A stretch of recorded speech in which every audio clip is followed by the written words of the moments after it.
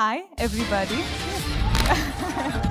पहली बार बॉम्बे आके आज मैं आप सबके बीच में एक बहुत ही बड़ा रिकॉर्ड कायम करने के लिए भोजपुरी स्टार यूपी बिहार का जान दिलों में रहने वाला प्राण खेसारी लाल यादव के बारे में मैं कुछ कहने वाला हूँ। आप सब जानते हैं ना खेसारी लाल यादव। खेसारी लाल यादव जी का आज एक गाना रिलीज होता है। गाना का नाम है तेल।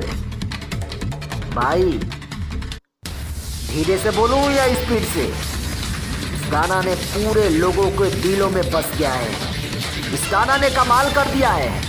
पूरा यूपी बिहार में तो शोर हालांकि है, पूरा इंडिया में भी शोर है, क्योंकि ये गाना मात्र 9 घंटा के अंदर में अभी 4 पर ट्रेंडिंग कर रहा है। साथ में 20 लाख लोगों ने सुन लिया है, 2,29,000 लोगों ने लाइक किया है, 1 लाख लोगों ने कमेंट, इतना भारी लोगों ने किया है।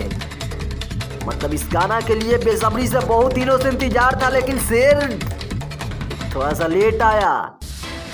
आप सब जाकर सारेगामा हम भोजपुरी पर देख सकते हैं। फिलहाल आप सब देख रहे थे बीबी फिल्म्स पब्लिक। आपका राय इस गाना पर क्या हो सकता है, कमेंट जरूर करें।